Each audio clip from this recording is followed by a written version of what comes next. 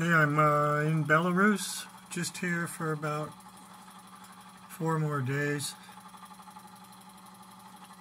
You can see why there's no homeless people in Belarus, because there's a whole bunch of these cement apartment flats, 5 stories high, concrete walls. All the heat is inside the concrete pipes, so they're warm. And they can house a lot of people.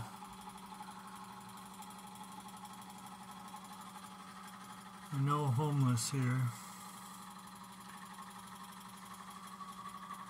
So anyways, I'm working on a motor that I had built here. Well, I was working in Germany and Lithuania about 6 or 7 years ago.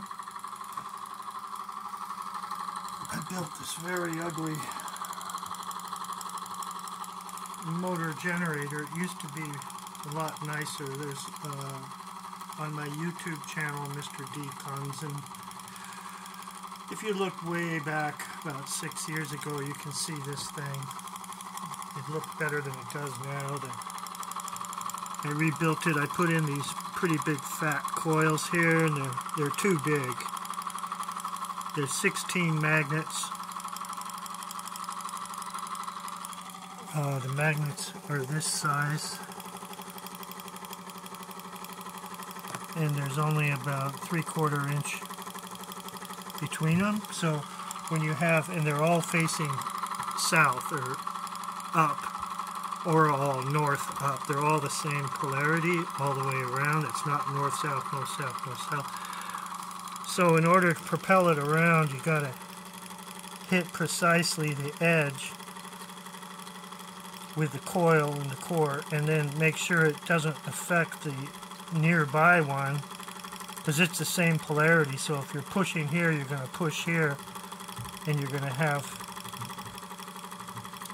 energy pushing and pushing away. So that's what's going on with this one, I can tell. Because I put these coils in as an experiment just the past couple days, something to do here. So this has 5 generator coil positions. You know, I just touched this Hall effect,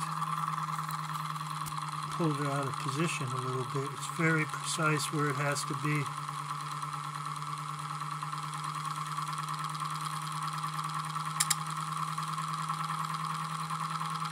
There we go.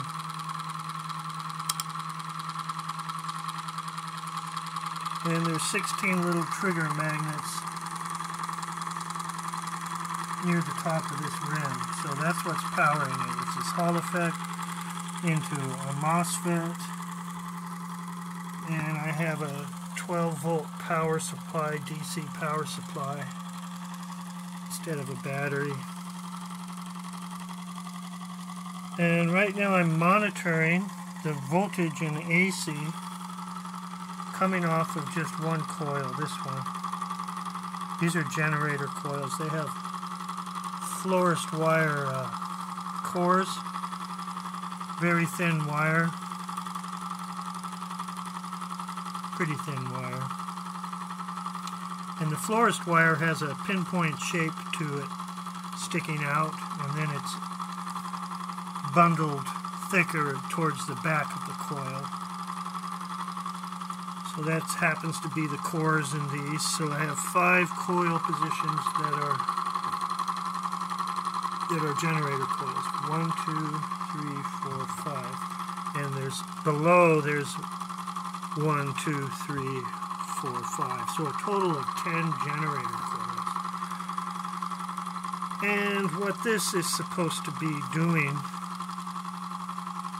and you can see a lot of my experiments before, about 6 years ago, on this same thing, when I had it here in Belarus, is the Romero UK Bill Muller generator variant where he got it to loop by itself, running on a capacitor only, with a 24-watt light bulb load. It's kind of what everybody wants to do, and he did it. And on overunity.com there's plans and all the history of what he did and everything there. Finally some guys showed up at his workplace and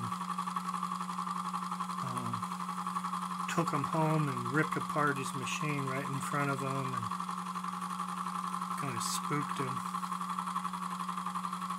But meanwhile, we got it all documented on the overunity.com site, what he did, and there's been a lot of people who've replicated what he's done, but nobody I know of has done experiments with the unique thing that he did.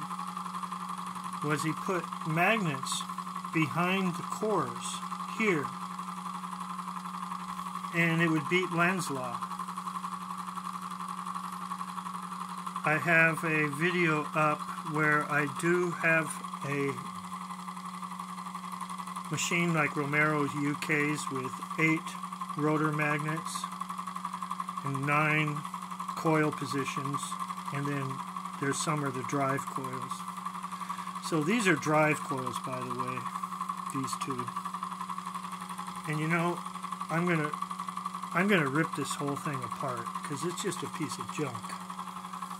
And I would rather just pull the magnets out and use them on something else. And I might be able to get these coils out without destroying them, but I don't know. But anyways, this is what I'm working on right now while I'm in Belarus. Something to do. And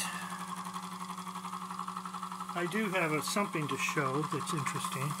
Okay, right now in AC I have 7 volts AC coming off of this single coil right here. And it's, I don't know, it's going about 400, 500, 600 RPM, I'm not sure.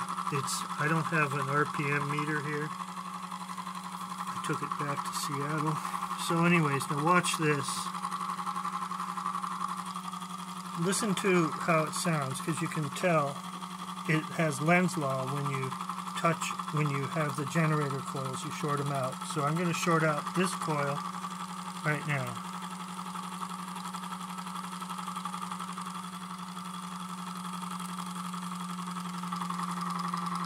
You hear the tones getting lower? It's slowing down just from one of the 10 coils being shorted out. Okay, now as it lost speed, the voltage being made is only 6.5, 6.6. Okay, so you could tell it slowed down in RPM when I shorted it. And this gets back up to 7. I'm going to take this magnet and put it down there like this, on top of that steel washer, and then short out these coils, and you'll hear it doesn't drop in RPM.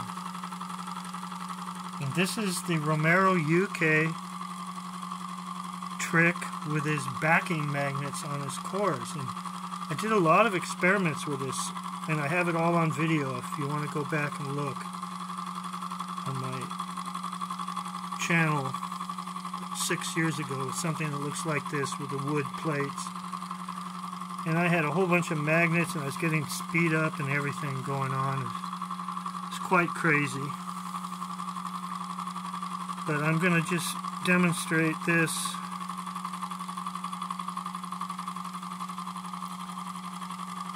Right now. Okay, it's at 6.9. I'll just say that's good. Okay, it's at 6.9 volts. I put this magnet right there like that. Look, it's actually accelerating a little bit.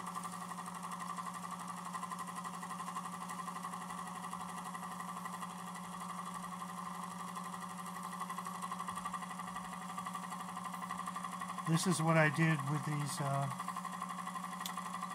6-year-old videos on my channel. I would be putting magnets behind the coils. And it doesn't really make logical sense. You just do it and see if it speeds up, or it doesn't speed up. It slows down, and then you do the next one, and then the next one. And then when you do 3 in a row, they're all affecting each other. So you might need to flip the polarity of the middle one or do something. And you just go all the way around, sticking magnets on the back ends of the cores of the coils. See, okay, I got this to speed up all the way to 7.3 just by putting this magnet like that. And this is weird how I have the magnet like this too. When I put it flat, it didn't do anything. So it's a crazy thing going on. So now watch, I'm going to short this out. Remember what happened when I shorted it out before?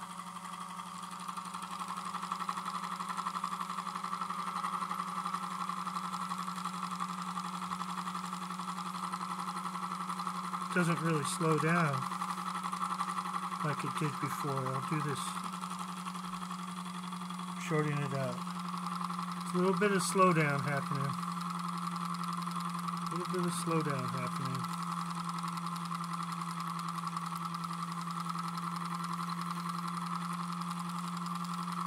Okay, now I'm going to take this magnet off. Do that again. This is without the magnet. Much more dramatic slowdown.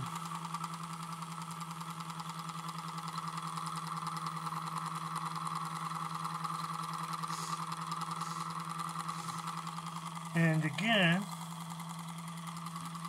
it speeds up the... this is not affecting this Hall effect over here. It's too far away.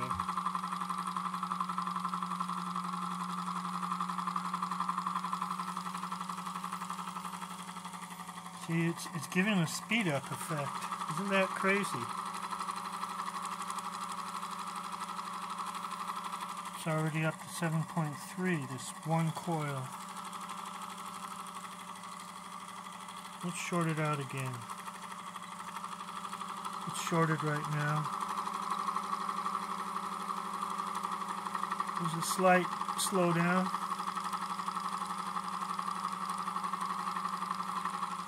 Let's take this magnet off, short this out. Dramatic slowdown.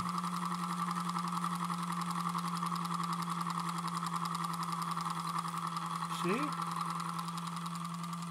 It's crazy.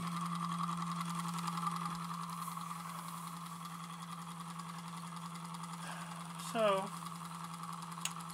my theory, if you see my latest video of the interrupter generator,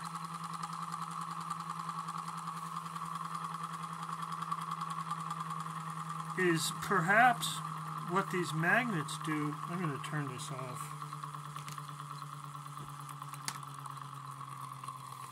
Perhaps what the magnets behind the cores do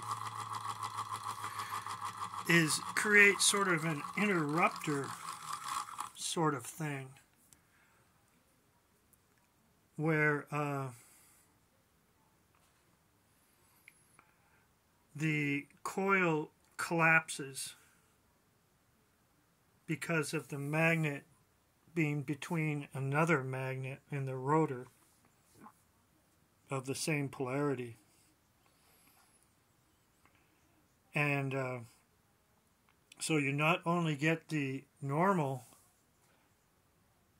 sweep of the generator rotor magnets past a coil that creates power, which everybody knows, and it also creates Lenz law unless you find that sweet spot where you get the delayed Lenz or do something else tricky like putting a magnet behind the core. So what I'm thinking is this might combine the action of an interrupter where you collapse, the field gets collapsed. Because of the, it lets the magnetism through, and then it doesn't let it through, then it lets it through and doesn't let it through. See my video before this one. And that's called an interrupter type of generator. And so now this is like a classic permanent magnet generator, I guess you'd call it, with magnets sweeping past coils. But maybe the two are combined when you get that strength and the flux of the magnet behind the core. This is just a theory. And so you have the collapsing field of what this creates when the magnet goes by, because it's north against north, let's say. So it collapses the field, I guess, you know, and then the space where the magnet is not on the other side of the coil, the empty space, not, you know, the empty space of the rotor magnets. And now that allows the coil to go back to default, you could say. And then when the magnet passes by, you get two things. You get the induced generator coil effect, and you get the interrupter effect from the backing magnet. There, what I just said is kind of what I'm trying to explain. I think that explains it. You get two effects at once with the backing magnet. That said, that's weird that you get speed up of the rotor when you just put a magnet behind one of these generator coil cores. And there's no power being taken out or anything, just on its own, what it does to the core gives it speed up. So, anyways, you can see this is really a piece of junk. The rotor is actually from an old clock. It's hardboard, and I coated it with a lot of epoxy. And there's 16 of those magnets in there like this.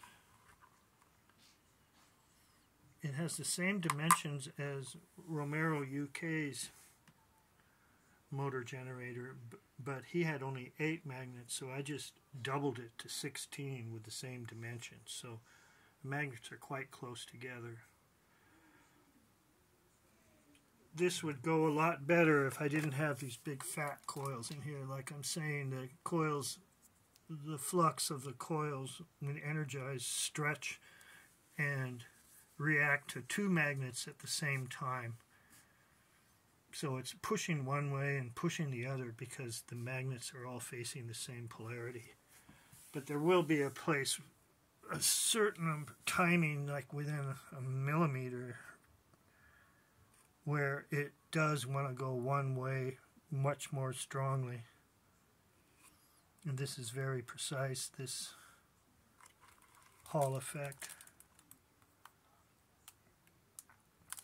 And I had they call them pink motor generators. You can see my older videos here in Belarus about 5, 6, 7 years ago, and I had these pink motor generators. They're made out of this material here. It's actually, you can't find it in the USA. It's a kind of a very rigid foam. It really cuts easy. I get them at hardware stores here in Belarus. They're concrete floats, like for smoothing concrete. And I cut them up and I make discs, and I made actually motors with frames out of this stuff and everything. I've since torn those apart because I'm going to take all the magnets and everything back to Seattle. But those were running on like 10 milliamps and 20 milliamps and had very thin rotors and also 16 magnets of the same spacing. And I had some Litz wire coils. Did a lot of work with those. I got those to go really good. Did a lot of experiments with those. That's all on my site. So, not my site, my YouTube channel. Okay, well, I guess that's about it. I have another thing here to test, my dual rotor motor generator. But I'll do that later. How long has this been? 20 minutes. Sorry about that. Okay, thanks for watching.